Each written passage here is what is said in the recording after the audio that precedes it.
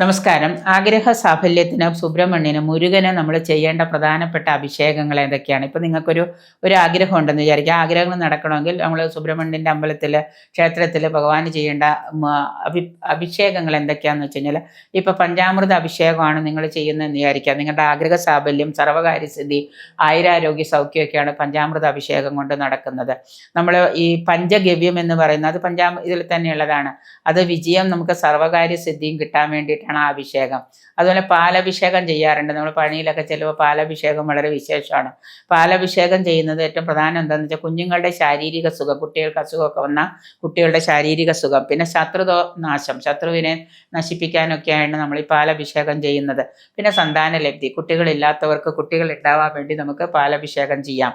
പിന്നെ അതുപോലെ തൈര് അഭിഷേകം ചെയ്യുന്നത് മുരുകന് ചെയ്യുന്നത് ഐശ്വര്യം വരാനും സന്താനലബ്ധി ഉണ്ടാവാനുമാണ്. തേൻ നമുക്ക് ചെയ്യാം. തേൻ ചെയ്യുന്നത്, അഭിഷേകം ചെയ്യുന്നത് ജ്ഞാനം വർദ്ധിക്കാനായിട്ട്, സ്വരശുദ്ധി ഉണ്ടാവാനായിട്ട്, നമ്മുടെ നല്ല സ്വരം ഉണ്ടാവാനായിട്ട്, പിതൃക്കളുടെ സന്തോഷത്തിന് വേണ്ടി നമുക്ക് ഈ പറയുന്ന തേൻ അഭിഷേകം ചെയ്യാം. ശർക്കര അഭിഷേകം ചെയ്യുന്നുണ്ട്. ശർക്കര അഭിഷേകം ചെയ്യുന്നത് ശത്രു വിജയത്തിനാണ്, ശത്രുവിനെ ജയിക്കാൻ വേണ്ടിയിട്ടാണ്.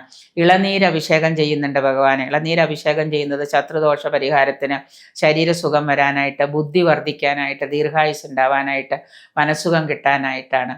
ശുദ്ധജലം, നല്ല ശുദ്ധജലം നമ്മൾ ഭഗവാന് ധാര ചെയ്യുന്ന പോലെ മുരുകന് നമ്മൾ അഭിഷേകം ചെയ്യാറുണ്ട്. പുത്രപൗത്രാദികൾക്ക് ഐശ്വര്യം ഉണ്ടാവാനായിട്ട്, മനഃശാന്തി കിട്ടാനായിട്ട്. ഇനി കുങ്കുമം നമുക്ക് അഭിഷേകം ചെയ്യാം. കുങ്കുമം അഭിഷേകം ചെയ്യുന്നത് എന്തിനാണെന്ന് വെച്ച് കഴിഞ്ഞാൽ സ്ത്രീകൾ സൗന്ദര്യം വർദ്ധിക്കാനായിട്ട്, ശരീരകാന്തി. ഇനിയിപ്പോൾ നാളെ തന്നെ എല്ലാവരും പോയിട്ട് മുരുകന് ശരീരകാന്തിയും സൗന്ദര്യം വർദ്ധിക്കാനായിട്ട് കുങ്കുമ അഭിഷേകം ചെയ്യും. ശരീരകാന്തി ഉണ്ടാവാനായിട്ടൊക്കെയാണ് കുങ്കുമ അഭിഷേകം ചെയ്യുന്നത്.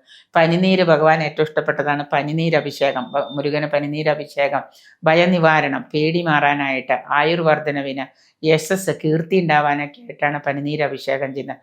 എള്ളെണ്ണ ഭഗവാൻ അഭിഷേകം ചെയ്ത് മുരുകൻ എള്ളെണ്ണ അഭിഷേകം ചെയ്യുന്നത് ആരോഗ്യം ഉണ്ടാവാനായിട്ട്, രോഗശാന്തിക്ക് വേണ്ടിയിട്ടാണ്.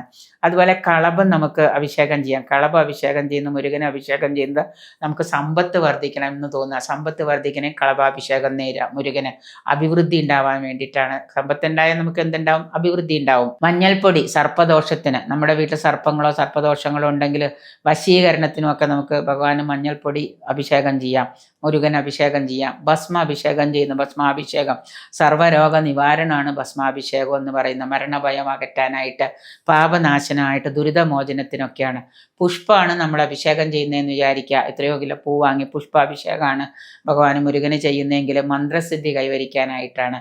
ഏതോ മന്ത്രങ്ങൾ ചെയ്തു അതിൻ്റെ സിദ്ധി കൈവരിക്കാനായിട്ട്, സമ്പൽ സമൃദ്ധി ഉണ്ടാവാനായിട്ട്, അഭീഷ്ടസിദ്ധി ഉണ്ടാവാനായിട്ട്, ഇങ്ങനെയൊക്കെയാണ് നമ്മൾ ഈ മുരുകന് ഓരോ ദ്രവ്യങ്ങൾ കൊണ്ട് അഭിഷേകം ചെയ്യുമ്പോൾ ഉണ്ടാകുന്ന കാര്യസാധ്യങ്ങൾ. ഇതിലേതാണോ നിങ്ങൾക്ക് വേണ്ടതെന്ന് നോക്കിയിട്ട് ആ സാധനം കൊണ്ട് നമ്മൾ അഭിഷേകം ചെയ്യുക, ആ ദ്രവ്യം കൊണ്ട് നമ്മൾ അഭിഷേകം നേരുക.